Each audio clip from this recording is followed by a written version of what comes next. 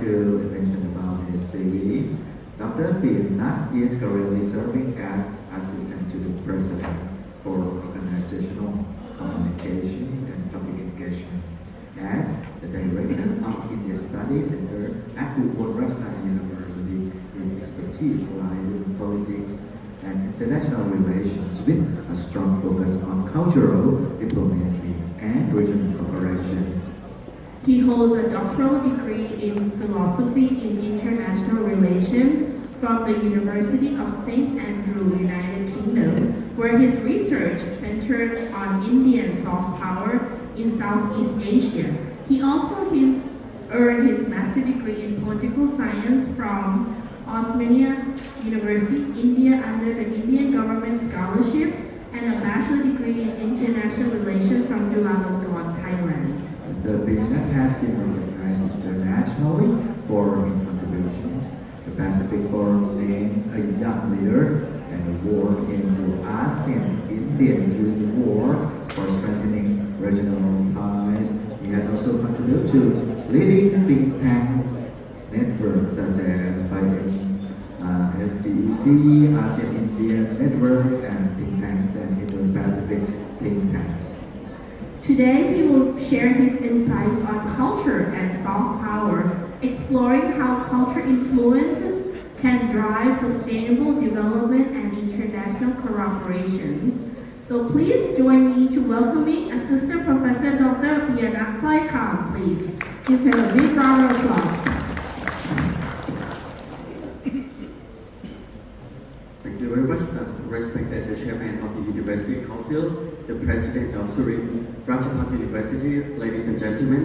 It's my pleasure and my honor and also my humble to be invited as a keynote speaker.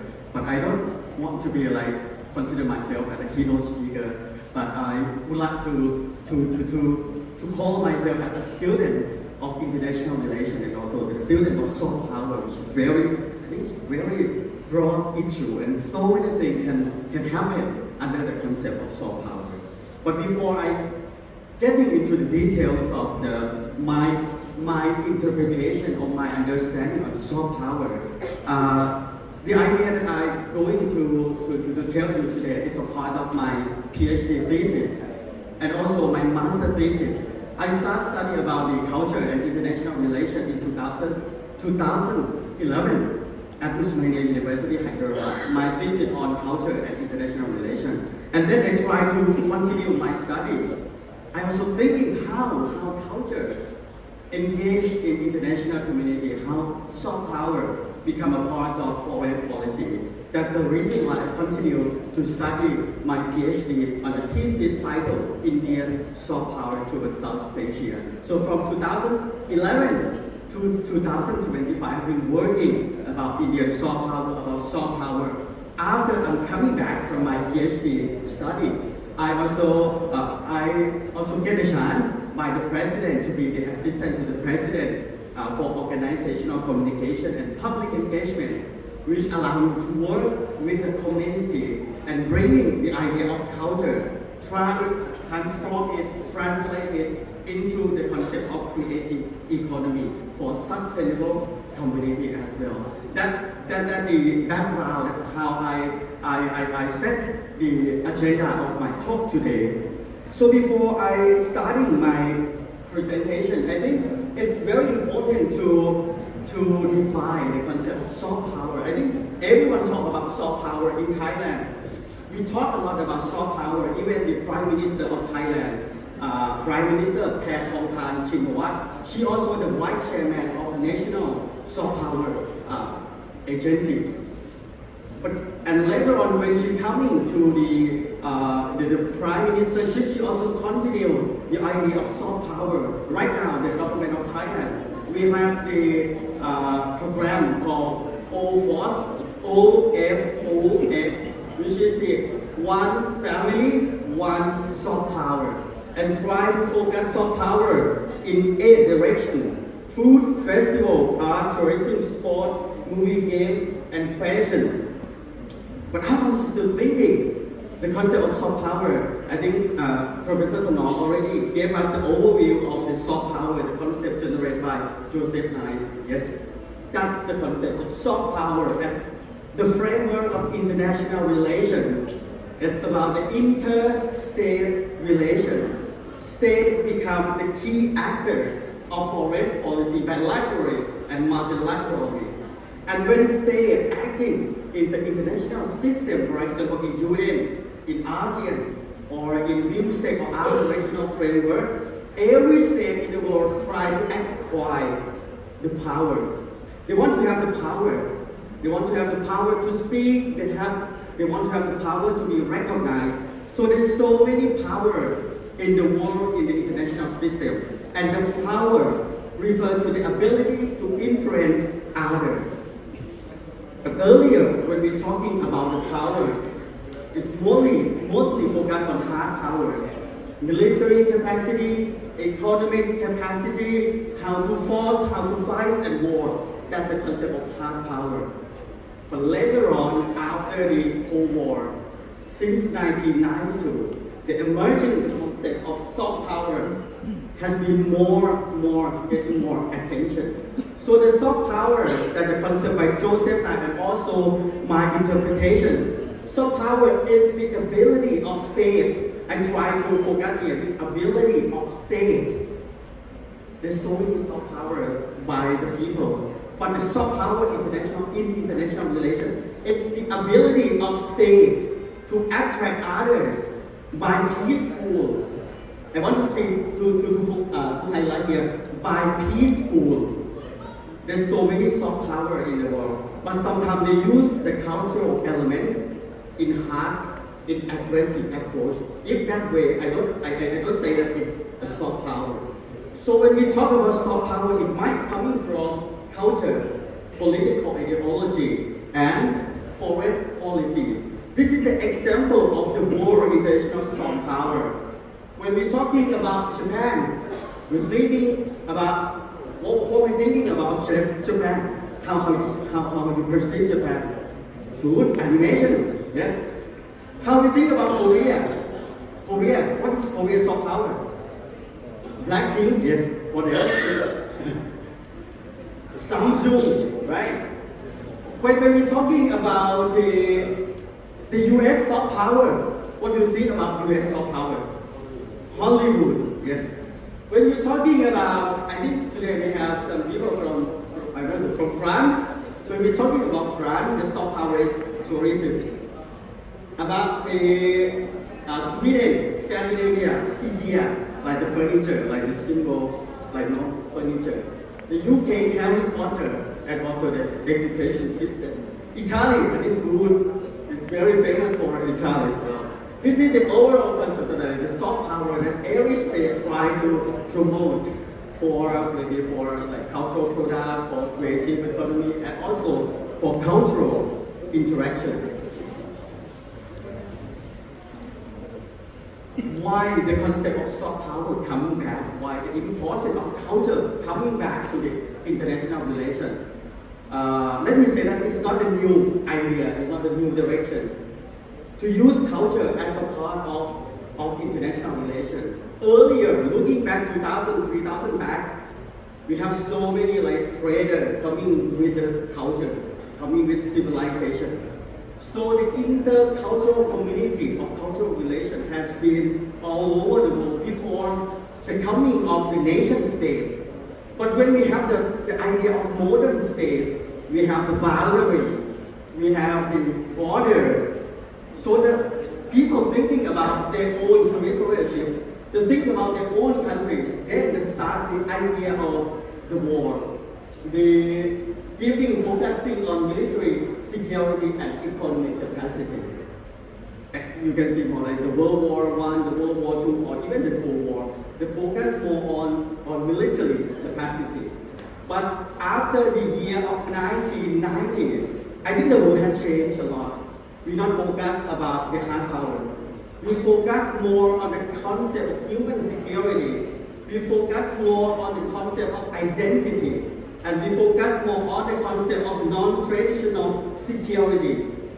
So people free to going out, to speak about the identity, about the culture, and also open the space for culture in international relations. Let me take this way. When culture coming with the foreign policy, we can call it as a part of soft power. And it translated into two directions. The cultural diplomacy that focus on arts, culture, science, education, identity, and history as a part of culture. We call that the cultural diplomacy. And another direction, we try to put the information through news, media, movie as a part of public diplomacy. Try to communicate, try to make an understanding among the people. So these two the direction of the cultural diplomacy, public diplomacy, or soft power and culture in international relations. But it's very important that soft power is not something that we only project on one side, on one own. It has to be the two-way interaction. We have to know that who is the target or who is the audience that we try to promote cultural diplomacy or public diplomacy. So we need to know other state preference. When Thailand wants to do something with maybe like for Israel, we have to know that what Israel wants from us. So it's like a two-way interaction. And then we need to finding similarities and try to fulfill the gaps and use it as the cultural diplomacy or public diplomacy. Let me theoretical part. So I try to give more example about soft power, how to translate culture, how to translate the idea of culture into deep soft power. As I already mentioned, I did my BA at Juฬa and then my master degree at Tasmania University and then PhD at University of St. Andrews in Scotland.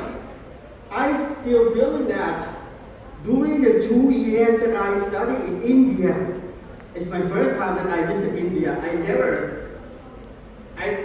I have no idea about India, but I received the Indian government scholarship, which is the full, tuition fees and money allowance. They paid me every month. And I studied there for free. I gained the knowledge, I gained the degree, I experienced multicultural society. They also give me a chance to travel across India. They also give me the chance to meet friends and have a better connection. After 2 years of my study in India, I feel that I understand more about India. I want to become a bridge that connecting India and Thailand. And I think that the feeling that I want to do something for India is a part of Indian soft power that something on me. That's maybe I have been socialized as a part of India projection of its soft power. That's the reason why I want to learn more about the Indian soft power, which is our case study for today's discussion. So my opinion is that when we want to define the soft power, it's very important that we need to define a set of key norms. When India wants to do something with Thailand, there might be some set of key norms that shape the formulation and the implementation of the Indian soft power. And the important agreement that I want to raise here is that the soft power is neither static. It's not like something that one fit all. For example, one soft power and fit for every country. No. It's something that we need to negotiate. We need to be discussed. We need to make a different and make a soft power in different context, history, culture, and interaction. So my thesis try to seek for the norms that guide foreign policy, the norms that guide soft power. And I found that in the India and Southeast Asia relation, there are some set of key norms. My thesis discovered there are 4 key norms there are four key ideas or there are four key principles that shape India's foreign policy or shape Indian soft power. The first one is the significance of Indian civilization. The second one, the principle of self-determination. The third one, the great power recognition. And the last but not least, human-centric development. But if I explain all four, it will take like 2 days to complete it all. So today I will focus only the significance of Indian civilization and how it become a part of Indian soft power. So culture and Indian soft power towards Southeast Asia is my main focus for today. Why I use India as a soft power, as a case study? Because when we're looking back 2,000 years, there were like the merchants selling from South India to Southeast Asia. The merchants coming with trade, commerce, but it also coming with culture as well. You imagine like you coming with a ship and a boat like for 2,000 years back. You need to bring chef to cook Indian food. You need to bring Indian artisan or Indian artists to maybe to do worship. Bring some Indian priests for the religious purpose. That's the way that culture has been bring from one place to another place. And we here in Surin, I'm from Ubon, we also found some root that can be traced back to the Indian heritage as well. And there are also many stories, even in Vietnam or in Cambodia. There were stories that the local princess called Nana, the local princess, married to the foreign prince that came with a boat. And after they married, they set up the dynasty, bringing the new political space, bringing the new culture coming to the Southeast Asia. That's why I choose Southeast Asia and India as a case study, because we have a strong cultural and civilizational connectivity. These are the examples of Indian civilization in Southeast Asia. Culture, Pali and Sanskrit. If you ask Thai people, ask for their names, I think their name must be or might be some words that coming from Sanskrit or Pali. Religions, both Buddhism and Hinduism. Philosophy, architecture, literature, texture, and diaspora. These things that showcase the connectivity between India and Southeast Asia. My question is that when we know that there are some connectivity, how the Indian government, because I talk about soft power, which is a state ability, so how the Indian government translate all these cultural similarity into the Indian soft power. So the first thing, the idea of culture needs to be institutionalized in maybe on the mindset or in the mindset of the perspective of the Indian diplomats. During 2016, 2018, I interviewed almost, I think 50 Indian diplomats and asking them, what do you think about culture and how culture related to soft power, how culture related to Indian foreign policy. The first diplomat, he said that the history of most countries has a unique DNA which talks about the Indian cultural heritage. The second diplomat said that no other state in the world has closer relation with Southeast Asia than India. The third diplomat said that Indian civilization is embedded as a part of the Indian contemporary foreign policy. And the last but not least, is very important. Indian culture is like the buffet menu. There's so many things of which you can kindly take if you like. So this also comes to the conclusion that sometimes we want to like focus, this is the Thai soft power, this is the China soft power, Chinese soft power, this is the South Korean soft power, with a specific or limited number. But if you see the soft power is a wide range of culture menu, and you see your customer and how to link specific cultural item to the specific your customer. After I considering these ideas, I see that the Ministry of External Affairs, the government of India also having the idea that culture also a part of India's foreign policy, also a part of India's soft power. And it's not just only 10 years or 20 years, but the government of India has been implementing the idea of soft power since 1950. Almost 75 years already that they implemented through the Indian Council for Cultural Relations. They also have the strategic plan for cultural diplomacy. They also have the strategic plan for foreign policy based on culture. How can we do that?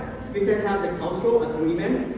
We can have the center, the Indian Cultural Center to promote the Indian culture worldwide.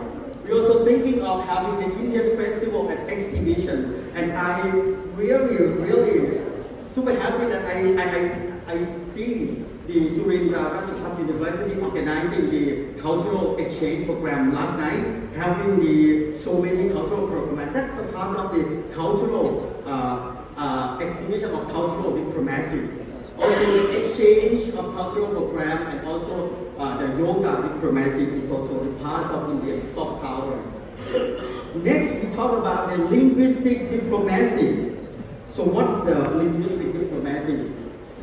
As the Indian government know that in Thailand, we learn about Pali and learn about Sanskrit. So the establishment of the Sanskrit Study Center at Surindra University, or giving the ICCR share, sending them to teach about Pali and Sanskrit, I think from Cambodia at the Raja Buddhist University, and also organize some international conference on Pali and Sanskrit. This is also the part of linguistic diplomacy, and translated into the cultural performance. I think ASEAN countries, we discuss a lot what are the key identity or the share of common identity of Southeast Asia. ASEAN also sitting down and sitting together and accept that perhaps Ramayana or Ramakian in Thai or Palakpalam in Laos. I think in Indonesia also have the Ramayana. In Singapore also having Ramayana. But when we organize the ASEAN Ramayana, it cannot be on our own. We need to plus India as a part because all our Ramayana concepts coming from India. So the program organized by ASEAN and Ministry of Culture on Ramayana, we need to add Ramayana ASEAN plus, which means plus India. Next one, archaeological diplomacy. There's so many Indian cultural heritage and architecture in Southeast Asia. What Indian government doing by the Archaeological Survey of India, they support, they provide a restoration project, giving some finance, some budget, giving some technical knowledge to restoration of Angkor in Cambodia, Previhat Temple, Wat Pu in Laos, and also Museum in Vietnam. So this is a part of the civilizational and archaeological diplomacy. I just had a chance to take my students at Surindra University because my university located at the border to Laos. Just cross the border to Laos, we found the Wat Pu Temple, which has been supported financially and also technically from the government of India, try to restore and try to make the Wat Pu coming back with the structure and also the basic infrastructure. I'm also surprising that in Ubon, at Ubon Ratchathani Museum, there also like the stone scripture. The stone scripture, I think about 100 or 2,000 years, and it's written in Pallava script, which is the South Indian script. What surprised me that the ambassador of India to Thailand She came to Ubon. She's from Chennai. She's from South India. She can read some of that Pallava script. She can understand what means in that.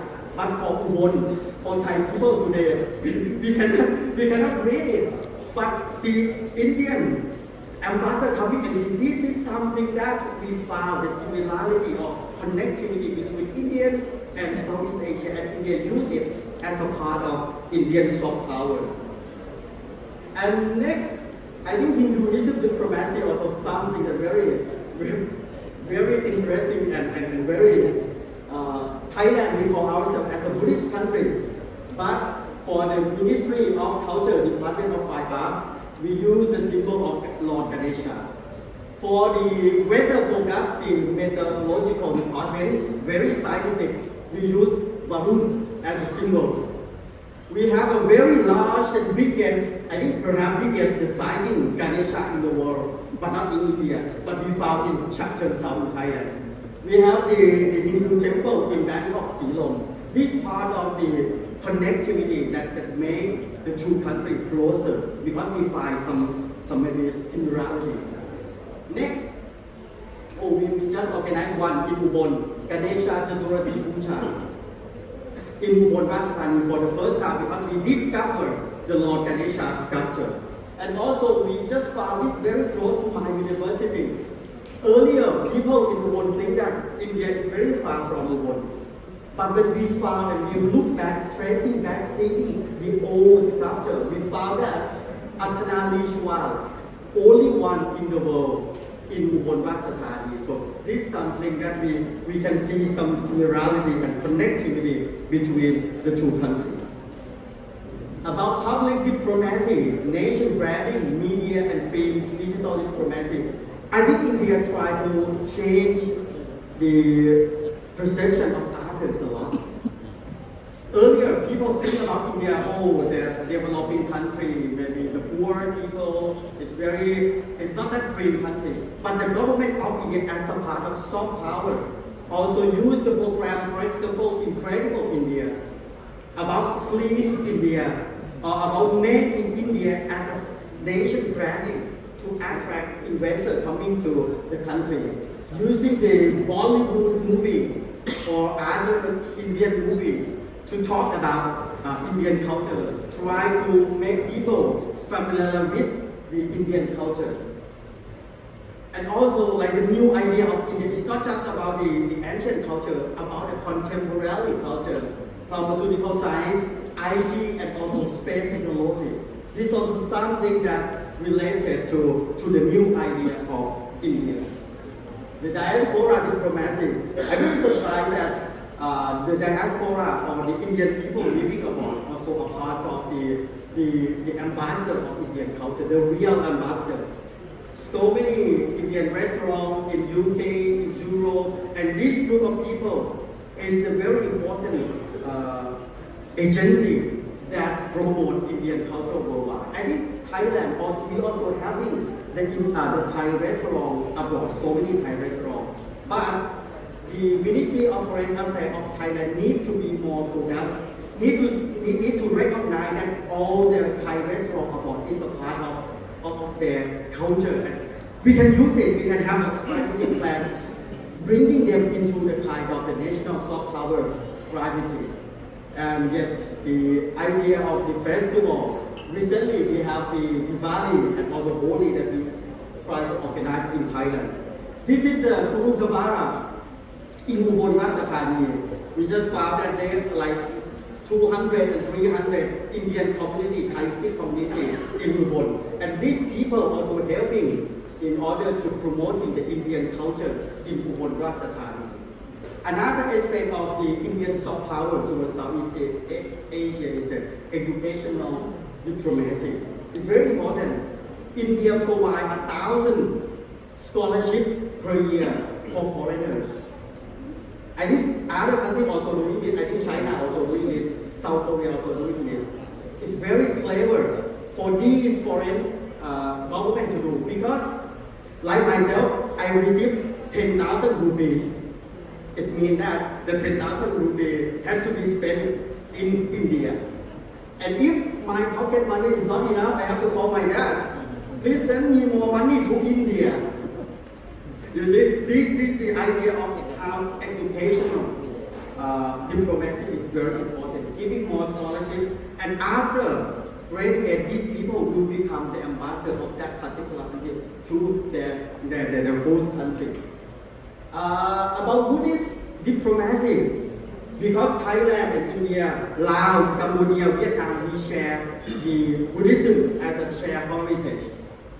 When the leader of India coming to this country, they're giving the Buddha lyrics, they're giving the Bodhi tree, see the connectivity. So the people in the receiving country, they feel, oh, we have something in connection. And recently, there are also the important Buddhist diplomacy. The government of India and the government of Thailand organized the Buddha relic enshrinement in Thailand for contemporary in 4 provinces. In Bangkok, in Chiang Mai, in Krabi, and also in Ubon Ratchathani. You know, in Ubon Ratchathani, only 4 days, it increased the spending in the province to 1.5 billion baht. Only in 4 days. Normally in Ubon it's just only 200 million. It's going to 1.5 million in only 4 days. It's also like people coming from Northeast region and also from neighboring countries coming to pay respect to the Lord Buddha, and it also boosts the local economy. That's the concept of the creativity and the culture that has been translated also into the economy system as well.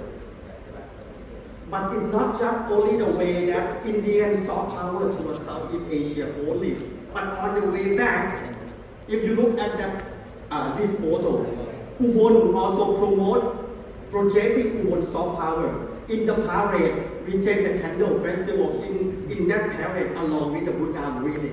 When media take the photo, so the Indian, the Ubon soft power with the candle festival also a part of that global media coverage. And also the Ubon style of food, Ubon style of clothes, and Ubon style of cultural performance also send it back to India for 1.5 billion people. This is also the way that soft power is something that we need to communicate and two-way interaction. So my last point and my conclusion for my speaking, I try to summarize in here that the soft power we can do is for basing on the civilizational link, we can boost the tourist and people-to-people contact. Sometimes the soft power can turn to creative economy. And also, when we talk about soft power, it's not just the way that we aggressively push others to follow us, but we need to have the peaceful and mutual respect to make the soft power successful. So this is my last question, my last point, but I'm not talk about it, but how we define high soft power and who will define high soft power, and also how China's soft power, how Italy's soft power. We need to discuss and try to use it beneficially for international relations and also for people-to-people interaction. Thank you very much for this opportunity.